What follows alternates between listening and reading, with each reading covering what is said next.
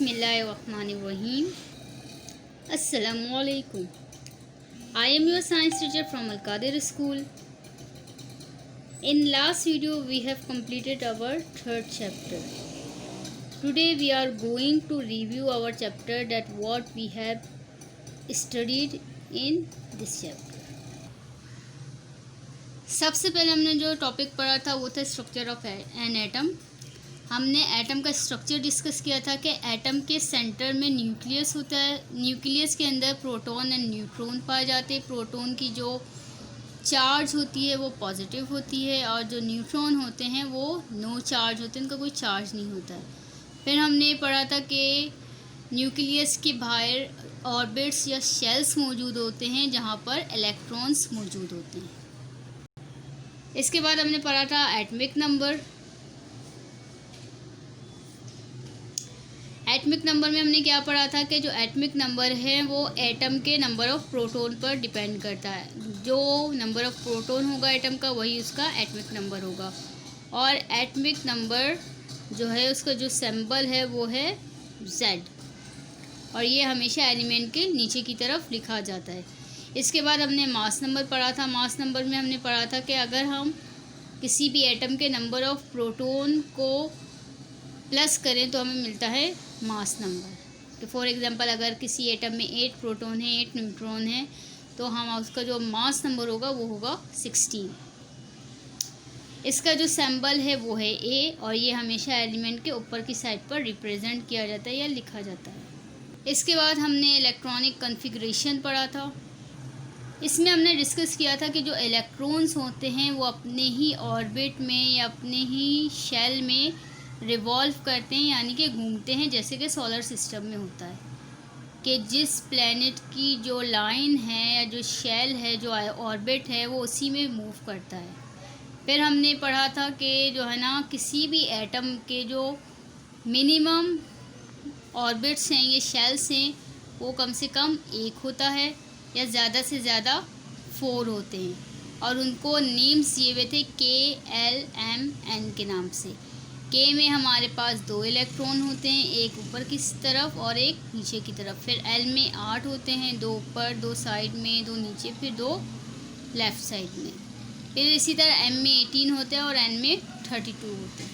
और ये तमाम इलेक्ट्रॉन्स अपने ही ऑर्बिट में अपने ही शेल में घूमते रहते हैं, ये अपना ऑर्बिट चेंज नहीं करते.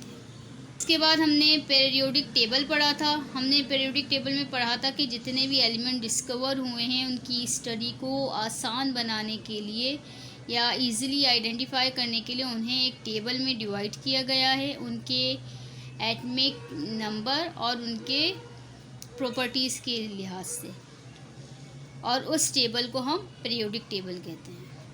इसके बाद हमने वैलेंसी पढ़ा था. वैलेंसी में हमने पढ़ा था कि किसी भी एलिमेंट का जो सबसे आउटर लेयर होता है, आउटर मोस्ट लेयर होता है, जो सबसे लास्ट ऑर्बिट या सबसे लास्ट शेल होता है, उसमें जो नंबर ऑफ़ इलेक्ट्रॉन होता है वो उस एटम की वैलेंसी कहलाती है.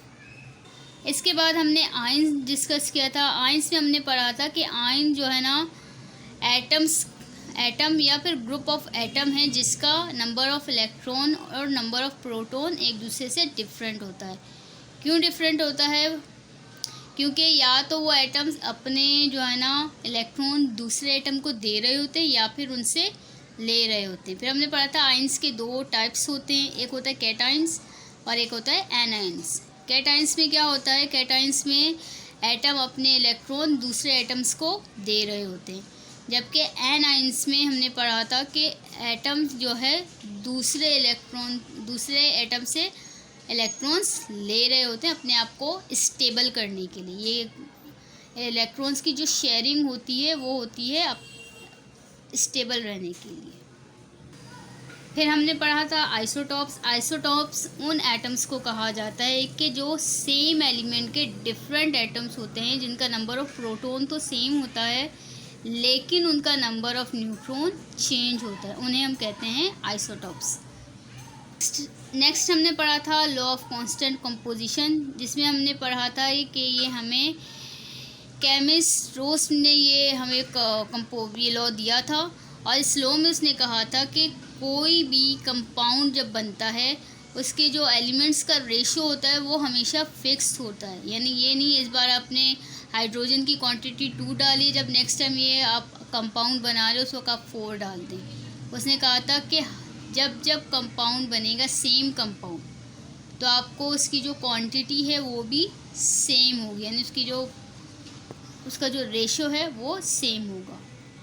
और लास्ट हमने पढ़ा था chemical formula. Chemical formula actual किसी भी फार्मूले में जो है ना एलिमेंट्स को या फिर सब्सटेंस को रिप्रेजेंट करता है कि इस फार्मूले के अंदर कौन कौन से एलिमेंट इन्वॉल्व हैं और उनकी क्वांटिटी क्या है। जैसा इस वक्त आपको H2SO4 नज़र आ रहा है, ठीक है, जो कि सल्फ्यूरिक एसिड का फार्मूला है।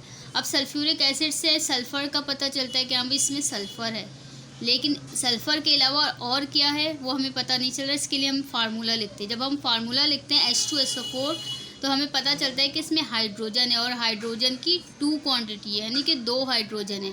फिर पता चलता है कि इसमें सल्फ़र है, लेकिन सल्फ़र की सिर्फ सिंगल क्वांटिटी यानी कि 1 है।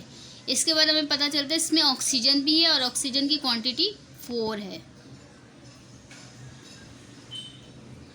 आई होप आपको ये चैप्टर अच्छे से समझ में आया होगा। जो मेन टॉपिक्स थे वो मैंने आपको आज की वीडियो में दोबारा से एक्सप्लेन किए हैं कि अगर आपको उन वीडियोस में कोई सवाल या कोई कन्फ्यूजन रह गई हो तो वो इसमें पूरी हो जाए या फिर कंप्लीट हो जाए। इंशाल्लाह नेक्स्ट चैप्टर के नेक्स्ट टॉपिक के साथ जल्द मुलाकात होगी। तब तक अपना ख्याल रखिएगा। फ़ी अमानिल्लाह।